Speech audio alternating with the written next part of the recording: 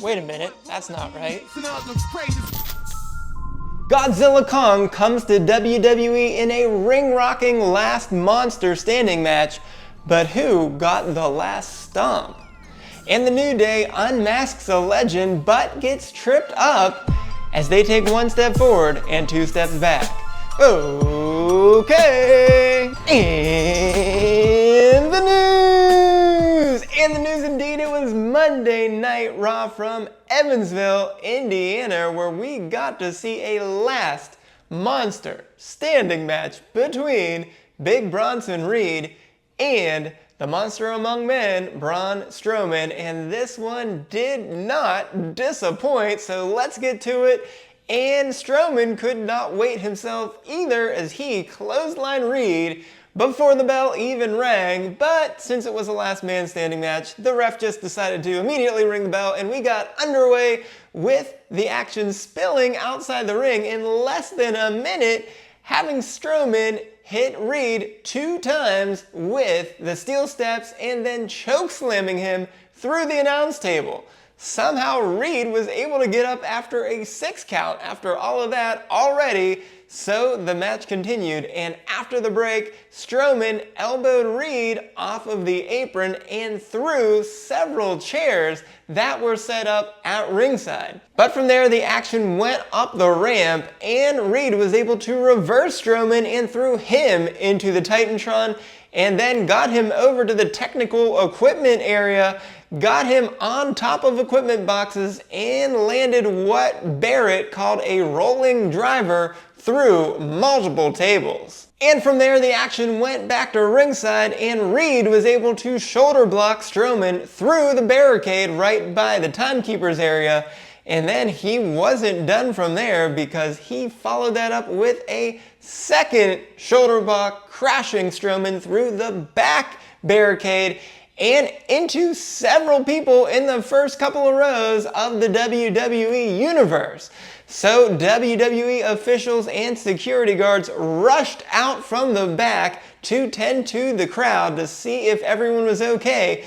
But of course the match had to continue, so Reed got Strowman back into the ring and landed a tsunami.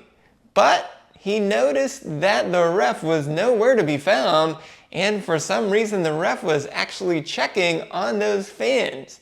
So what were you thinking there, referee? You have one job to count to 10 in this match. It is not your job to check on all of these other people. There were 15 other people out there to do that exact job. It was your job to count to 10, and just maybe, you cost Big Bronson Reed the match.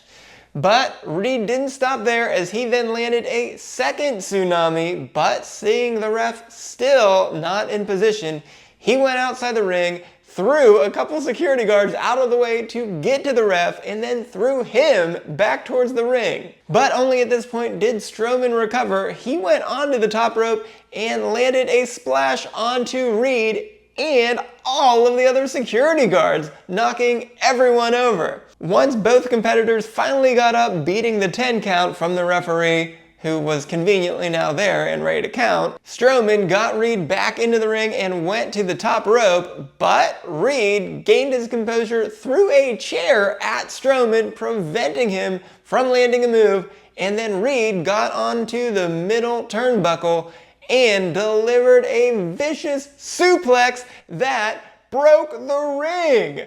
Wow! Broke the ring. These two huge men broke the ring, and other security guards were in the ring. They were toppled over. The ref fell outside of the ring, and fortunately he was able to recover in not too much time as he then started counting to 10.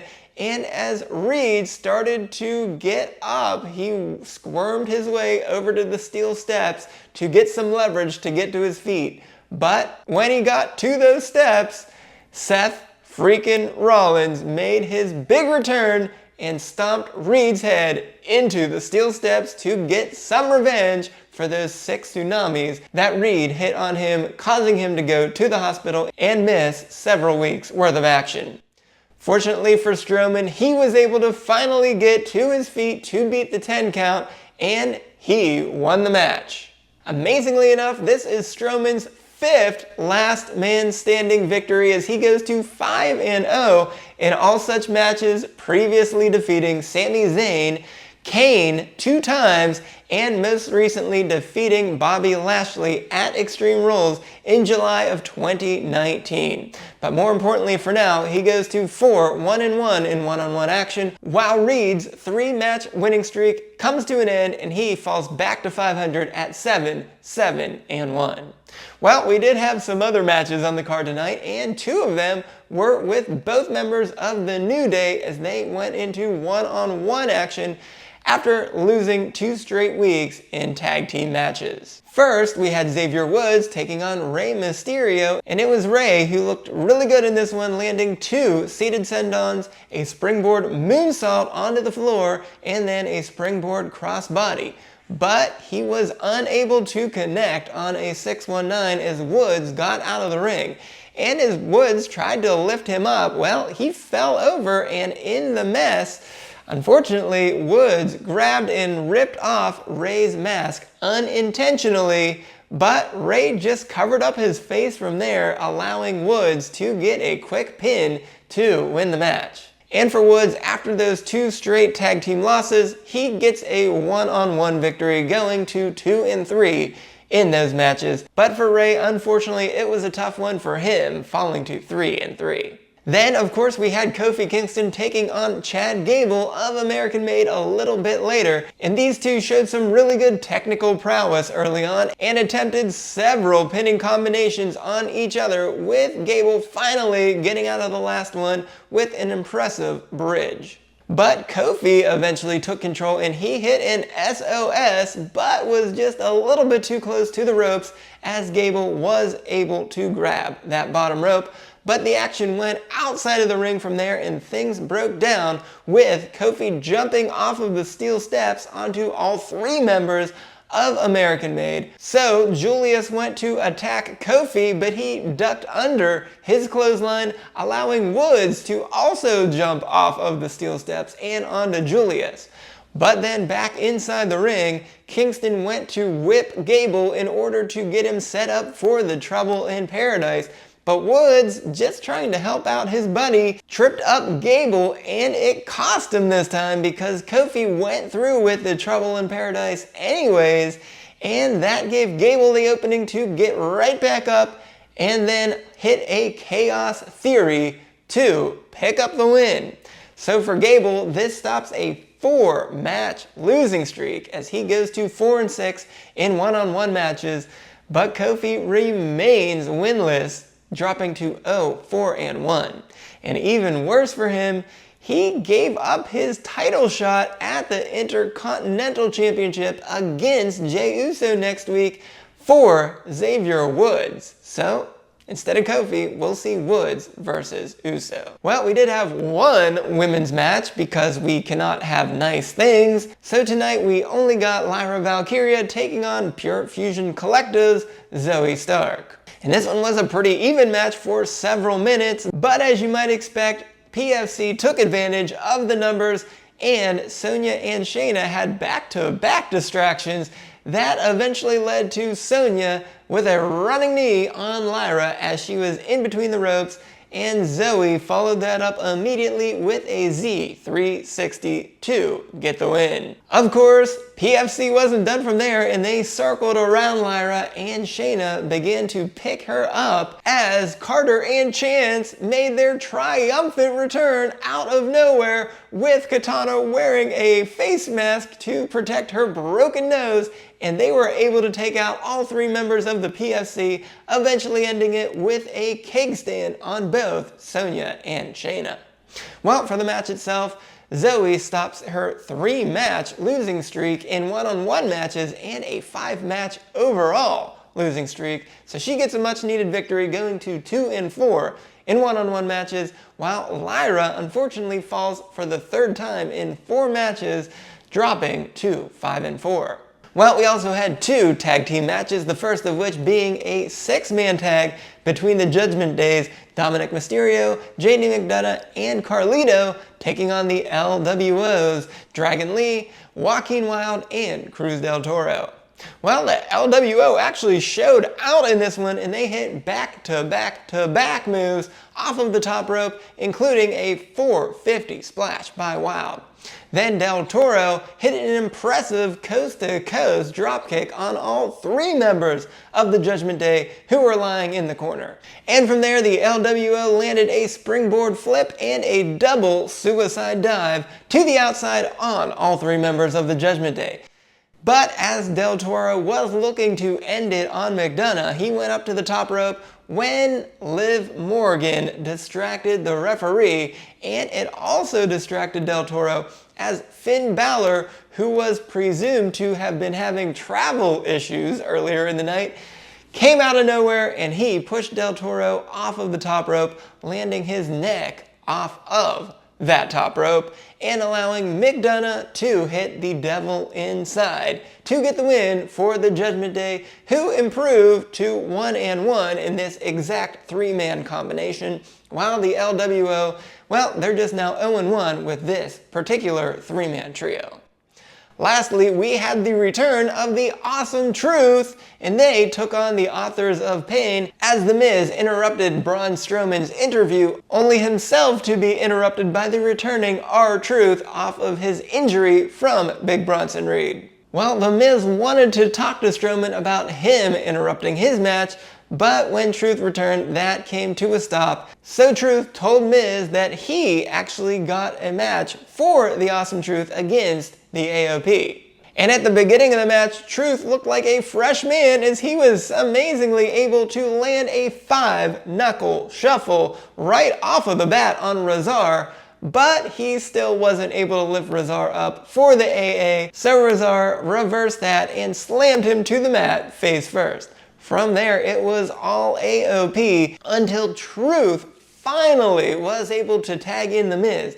But The Miz took a couple steps into the ring and turned right back around, landing a big boot onto R-Truth's face, and he just walked out of the ring, allowing the AOP to hit What a Rush and get the win. But we want to pause for 1 second, again saying it was a terrible night for the refs yet again, because obviously The Miz had just tagged in, so Truth was not the legal competitor. Now granted, with The Miz walking away, I'm sure it would have been a 10-count victory for the AOP instead, but still, what were you thinking? The AOP was gifted this win in their first match in almost 2 months, and this gave them their first win in almost 4 months, but they are still a very impressive 6-3 in traditional tags.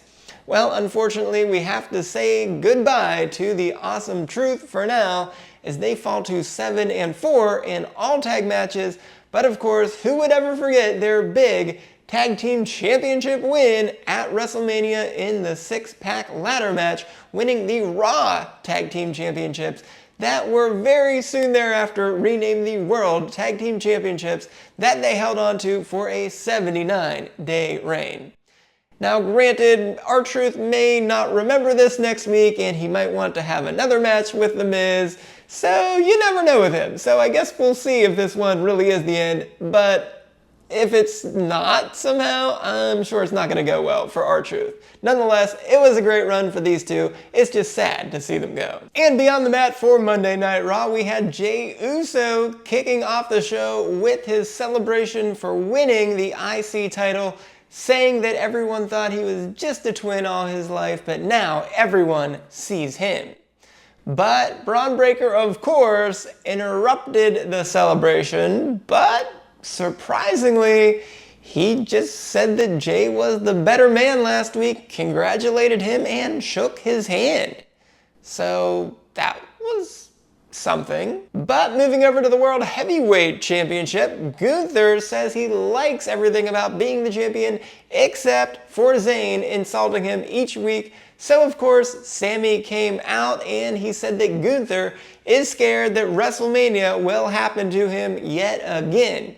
But Gunther admitted that he is scared of his reputation, with Zayn defeating him being his biggest embarrassment of his career. So Zayn eventually struck a nerve, saying that Gunther hid for months because his dad made him feel like a loser. And so Gunther had enough of that. He clotheslined him and continued to attack, and eventually, after a slight rally by Sami, he was able to choke him and then land a vicious powerbomb. But despite getting hurt a bit, Zayn got what he wanted because Gunther finally agreed to a championship match, which will be held next week on Raw. So after that announcement, Gunther was in an interview and Breakker interrupted him, saying that he just wanted to see the title and that he would see Gunther soon.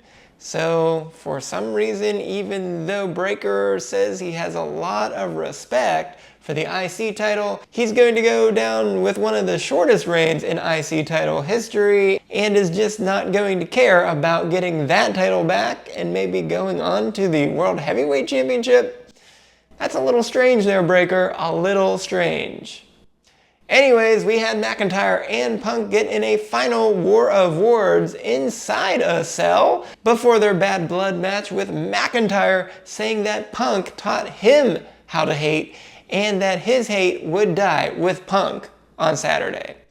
But Punk followed that up saying that he's been living in a hotel for a month because he didn't want to subject his wife to how he's been acting, and he's going to wipe McIntyre's blood out of his eyes so that McIntyre will pray to Punk. The Judgment Day remained in the ring well after their victory, so Balor and Liv could both get in a few words about their opponents at Bad Blood. But Rhea interrupted Liv and had some folks bring out the shark cage, which ended up just being a trap because Priest then appeared behind the Judgment Day in the middle of the ring and he fought off all three of the men when Dom left with Liv for Rhea to headbutt Liv and then throw Dom up against the shark cage 2 times and then open the door and throw him into the shark cage. Liv showed up again and those two fought.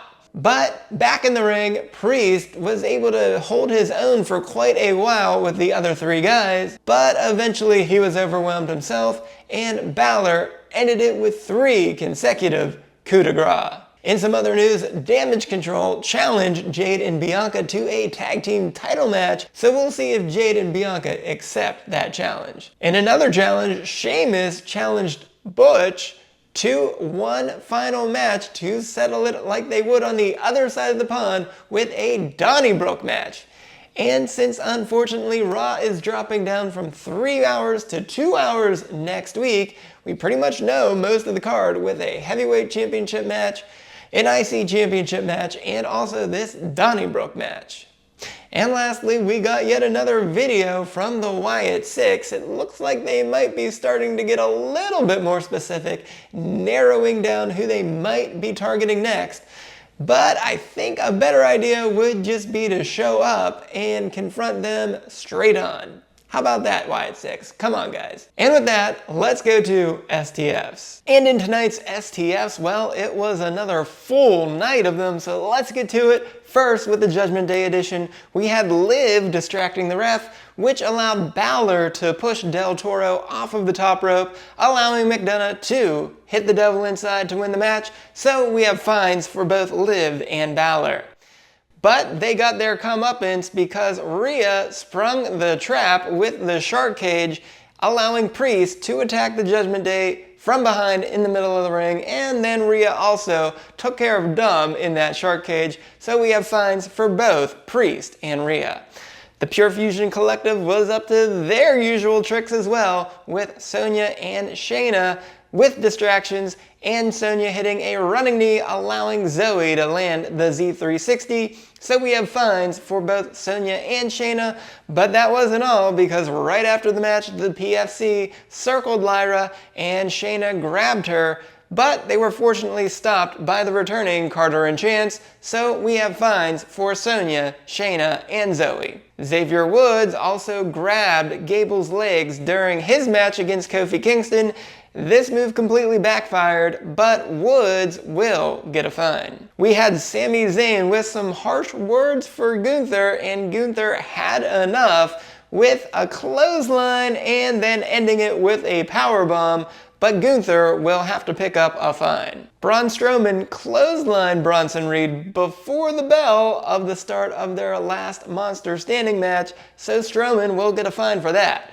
But during all of the carnage, both Reed and Strowman grabbed and tossed the referee. And while everything is legal in a last Monster Standing match, throwing the referee is just a line too far that cannot be crossed. So even though there's no STFs for attacking the security guards, we just can't have anything there with the referee. So we'll still give them the minimum punishment we can here, so they both will just get 1 week. And we will note lastly that The Miz is not getting an STF for attacking R-Truth. He was his partner in the match, so that was allowed, though it cost him another loss. Braun Strowman and Big Bronson Reed broke the ring and also tried to break some security guards and the referee in order to win their last Monster Standing match, but it was Seth Rollins' surprise return that cost Reed a chance to win the match.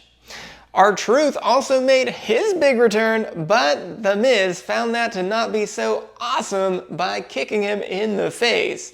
And the New Day also got tripped up, so there's not so much trouble in paradise between them right now. I'm Dr. O'Kay reporting on the WWE, where everything is okay.